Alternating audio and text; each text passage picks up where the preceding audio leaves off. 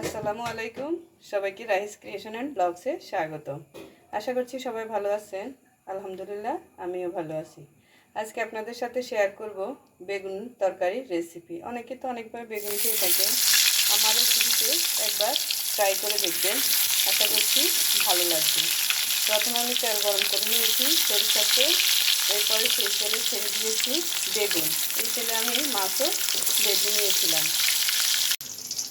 বেগুনের এক পিঠ যখন ভাজা হয়ে যাবে তখন আমি অন্য পিঠ এগুলো উল্টিয়ে দিব। উভয় পিঠ ভাজা হলে সেগুলো তুলে নেব।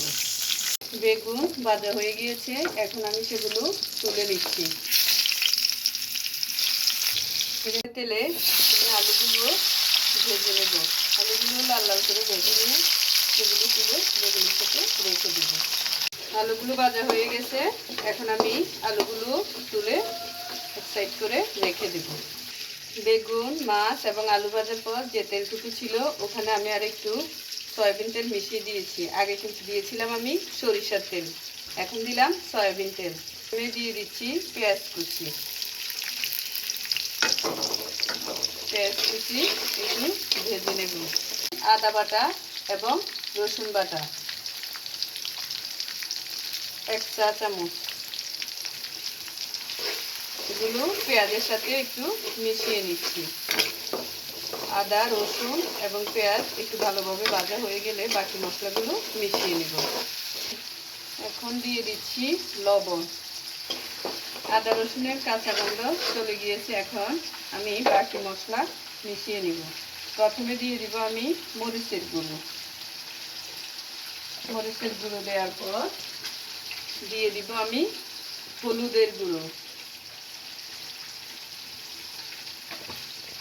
মরিচ হলুদের গুঁড়ো দেওয়ার পর এখন ভালোভাবে সেগুলো মিশিয়ে নিব। দেখুন কালারটা অনেক সুন্দর আসছে। এখন আমি এখানে দিয়ে দিব একটু মশলার গুঁড়ো। মশলার গুঁড়ো দিচ্ছি, আবার এগুলো নেড়ে নেব। ভালোভাবে মশলা ভাজা হয়ে যাবে, তারপর আমি সেখানে একটু পানি দিয়ে দিব। এখন একটু পানি দিব, পানি দিয়ে মশলাটা ভালোভাবে কষিয়ে নেব।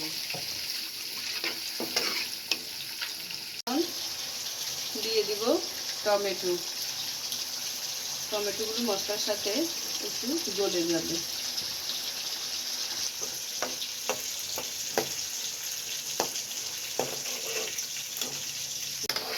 টমেটো নরম হয়ে আসছে, এখন আমি ভেজে রাখা আলুগুলো দিয়ে দিব।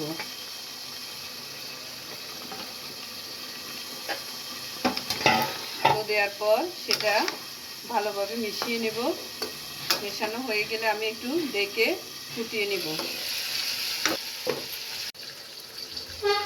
আলু ফুটে গেছে, এখন আমি সেখানে দিয়ে দিব ভেজে রাখা সেই বেগুনগুলো। বেগুনগুলো এবার আলুর সাথে টমেটোর সাথে ভালোভাবে মিশিয়ে নেব।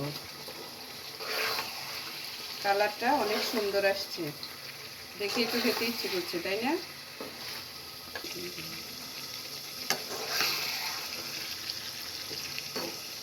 মশলার সাথে ভালোভাবে মিশিয়ে নিচ্ছি।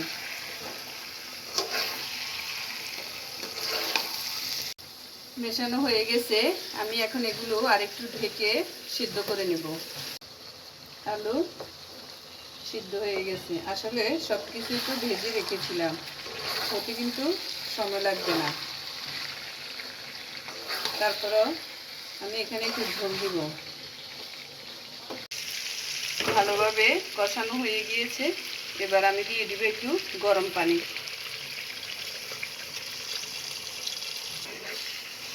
এখন ভালোভাবে আবারও নেড়ে দিচ্ছি।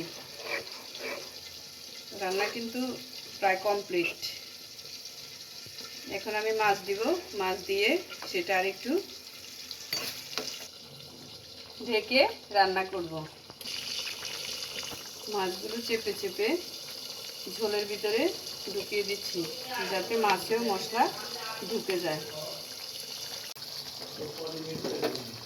রান্নাটি যদি আপনাদের ভালো লেগে থাকে তাহলে প্লিজ আমাদের চ্যানেলটি সাবস্ক্রাইব করবেন, এবং ফেসবুক থেকে দেখে থাকলে একটা লাইক এবং শেয়ার দিয়ে রাখবেন। রান্না হয়ে আসছে, উপরে আমি কাঁচামরিচ ছড়িয়ে দিচ্ছি যাতে ঘ্রাণটা ভালো হয়। আর এর উপরে দিয়ে দিব আমি ধনেপাতা কুচি। আমার রান্না কিন্তু ডান। সবাই এভাবে একবার হলেও খেয়ে দেখবেন, আশা করছি হতাশ হবেন না। এই খাবারটা অনেক মজা হয়। সবাই ভালো থাকবেন। আল্লাহ হাফেজ।